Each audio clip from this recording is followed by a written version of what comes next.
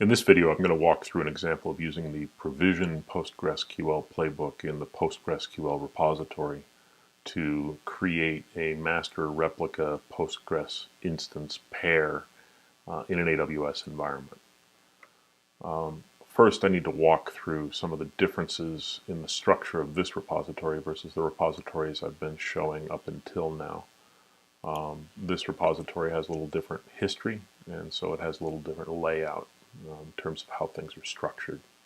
There is still a vars file in this directory that contains some of the basic variables that are needed to configure a typical Postgres deployment. But the config file, the default config file, does not exist in this repository. Instead, there's a pair of configuration files, an AWS configuration and an OSP configuration. And these files are blank templates that you need, that define the parameters that you need to fill in. But in terms of the values, the stuff that's in all caps here needs to be replaced with values appropriate for your environment. And you see the OSP configuration is very similar.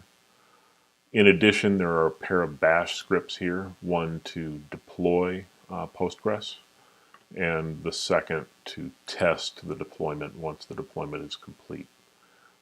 If you look under the covers, these two scripts actually just set up the input configuration to be either AWS, OSP, or some file name that you pass in. And they then use, if it's AWS or OSP, use this AWS configuration file. If it's a file name, something besides AWS or OSP, it sets up the configuration to be that file name. So I could run the deploy script and pass in what I'll show you here is my custom configuration file that I've generated from this AWS configuration.yaml file. Instead, what I'm going to do is I'm going to actually run this provision PostgreSQL command directly so you can see a little bit of what's going on. You'll notice in this script there is also a name equals value kind of a structure passed in.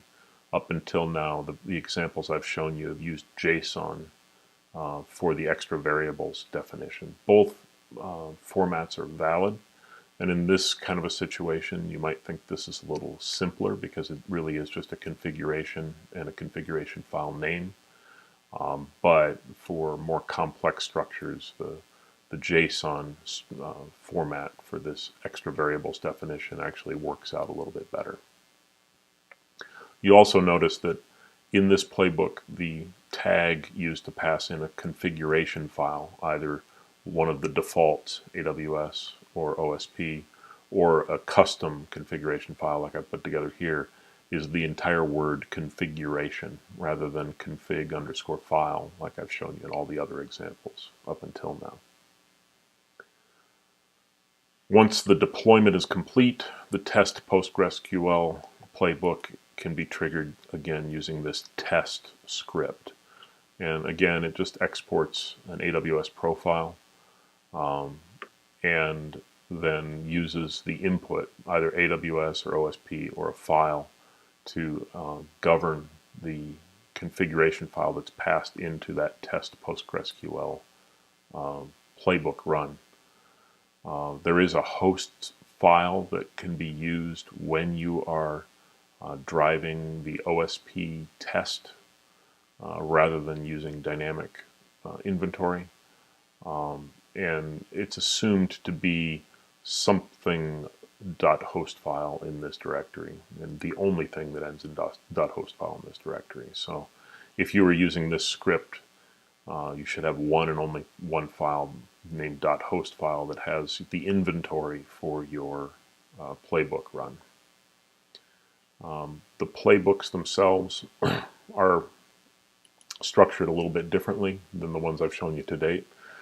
They're much flatter with a larger number of roles in them, and there's an assumption here that you're really deploying one or two nodes.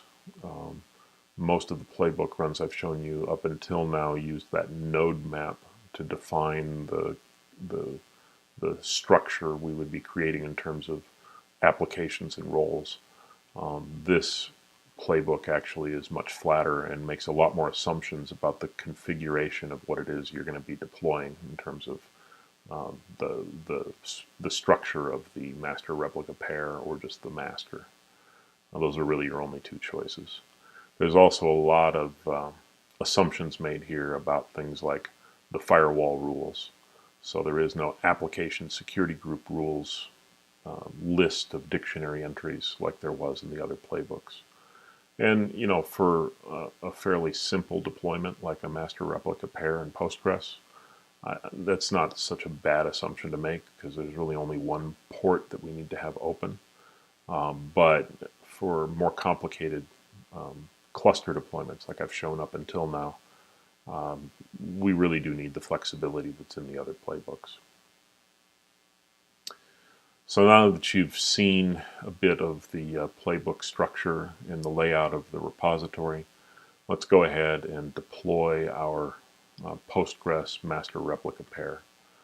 I've taken this AWS configuration.yaml file, and as I did in all the other examples, I've created a duplicate, and I've named it AWS custom configuration.yaml. And I've reordered the fields that are in this AWS configuration.yaml file a little bit and added some comments so that you can see a structure similar to the structure that we used in all the other examples in terms of the layout. Rest assured that the parameters defined in this AWS custom configuration.yaml file are the same parameters that are defined here in the AWS configuration.yaml file. The only things that I've taken out is I have not defined a value for an HTTP proxy because I'm running in an environment that's not behind a corporate firewall. And I have not defined a value for this role because there really is no role used, and the default value of none is what should really be used. Everything else that you see here really is a field that we've shown in our previous examples. It's just the order in which the fields appear in this file is much different, and things are much flatter. But you do still have a CIDR block, an internal subnet, an external subnet. You do still have the tags that we showed in the previous examples, including the data flow and cluster IDs. But none of the values are filled in here. So you could go and hand edit all these values and save them and just run a deploy AWS, and it would go ahead and use this file. I'm going to go ahead and use the custom configuration file approach that we've taken up until now. So you can see that I've redefined the PostgreSQL application here in this configuration file. It's not important for the initial provisioning step because that provisioning process actually includes this PostgreSQL variables file, which defines the application here. But when we go to run the test PostgreSQL playbook, it does not include this variables file. And so I need to define the application in this custom configuration file as well. The cloud should be AWS, since we're targeting an AWS environment. And I'm going to target the US West 2 region. The tenant, project, domain, data flow, and cluster tags are the values we've shown in all of our previous examples. The CIDR block, internal and external subnets are the same values that we've shown in our previous examples. We will be using the CentOS username, and we will be deploying T2 large instances, and we'll use the same image ID that we've been using in our other examples. As was the case in the other examples, we'll set up a root volume that is 11 gigs and a data volume that's 40 gigs. And because the playbook knows exactly how many nodes we're going to be creating, you won't see a separate step that creates the data volumes and adds them to the instances. The data volume will be used, since it's defined here, the data volume will actually be included in the AMIs when they are instantiated. So you'll see a little difference in terms of the structure of the playbook run and what it looks like. So now that you've seen our custom configuration file, you can kind of map it back to the examples we've shown up until now. Let's go ahead and use that custom configuration. This is the provision PostgreSQL playbook run. Again, we're going to use this provision PostgreSQL playbook. There's no .yaml on here, so again, a little difference from the other examples I've shown you up until now. And instead of config file, we're using configuration as the parameter that's used to pass in our custom configuration file that I just showed you. This will reach out to AWS and create a pair of nodes, since we said that yes, we do want to have a replica created. So it's going to launch those AMIs. And as you can see here, it's actually adjusted the count based on that replica flag. So we're going to create 2 nodes as we launch these AMIs. There is a public-private key pair that's been set up. There's also a PostgreSQL security group that's been set up. And this is going to go ahead and create the ENIs, add them in as F1 on these devices, because we do have 2 UI or 2 interfaces. We've defined an internal and external subnet, and we'll attach some elastic IPs to those, build our host groups, and then wait until those instances are up and running and available for us to access via SSH. This wait for is a little different from the way the other playbooks run. The other playbooks are structured to actually try to SSH into the nodes and wait until the SSH command succeeds. This just waits for access via an Ansible command.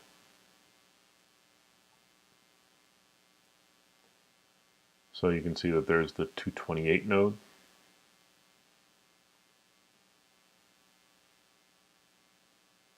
The other node should be the 205 node. And I'm assuming the 205 node is the replica and the 228 is the master.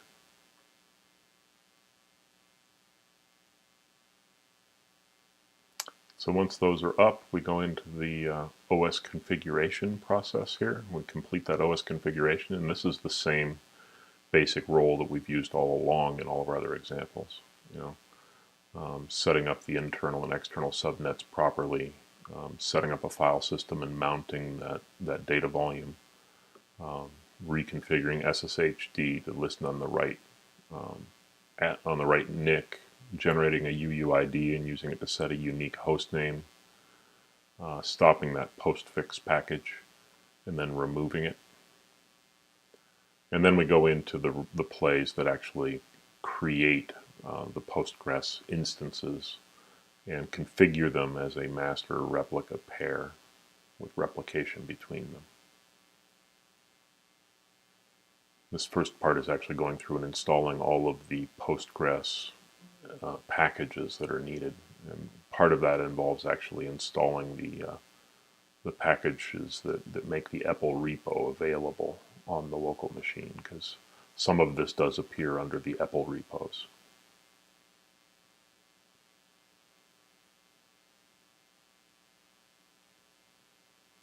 And you can see we're going through the process in node pairs here of installing the packages that are needed to execute Postgres on these 2 nodes.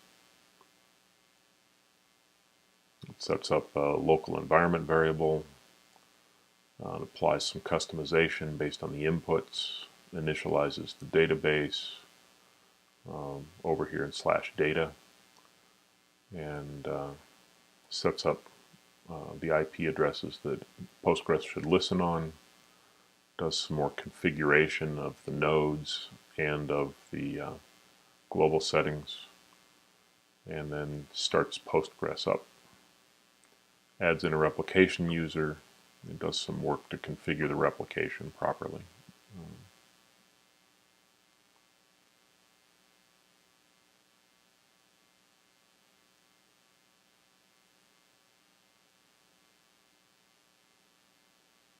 And there is some SE Linux work that needs to be done in order to set up the proper labels on the Postgres database.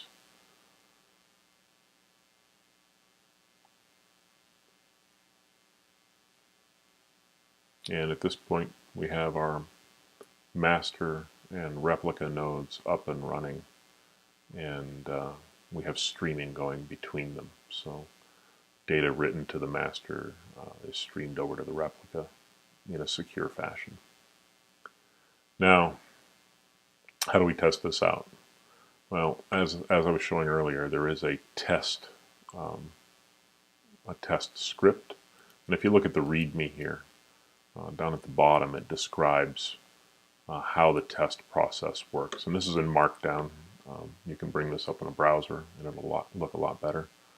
But it doesn't take very long to go through this test process. You can see that in AWS, we just run that test AWS. In OSP, the test OSP, and that's if we've set up our configuration to be either the AWS configuration or the OSP configuration file. We should see a select 500 followed by that shows that our T-random table is actually created successfully, and then we should see a message that looks something like this, that shows that the select got run successfully on the replica, and we saw data in the replica that had been streamed over from the master. And then we should see a message that says that the table's been dropped, that the test T-random table got dropped from the database. And the removal should get streamed over to the replica as well. So rather than run the test script, which kind of buries a lot of this under the covers, I'm going to go ahead and run this test PostgreSQL playbook. And you can see, again, it's a very different structure from the playbooks we've been looking at up until now. It's a lot flatter. There's a lot of information that's been pulled out that involves discovery of the two nodes and then execution of some commands on those nodes in order to show that we actually are getting the results that we expect from adding data to the master and streaming it to the replica. I'm not going to go through the details of this playbook. You can go through it yourself. It's a very different structure from the ones I've shown up until now, however. So once again, I'm going to rely on that custom configuration file. I'm going to set the same AWS profile I've been using all along. I'm going to use this test PostgreSQL playbook directly. And remember, I should see those 3 messages output as we go through the playbook run.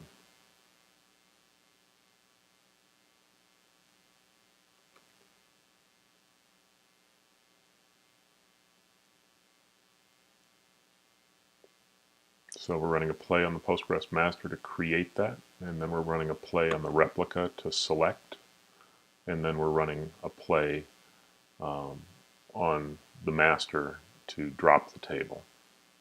And you see that we were successful in all 3 plays. So we were able to create the table on the master and stream some data into it, and then we were able to run a select on the PostgreSQL replica, and we did see those 15 rows that we expected to see in the output. So the data was streamed successfully over to the replica, and then we dropped the table down here to clean everything up. So that's our demo. We now have a master replica pair up and running in our AWS environment. Hope you found this video useful, and hopefully we'll see you on our next video. Thanks.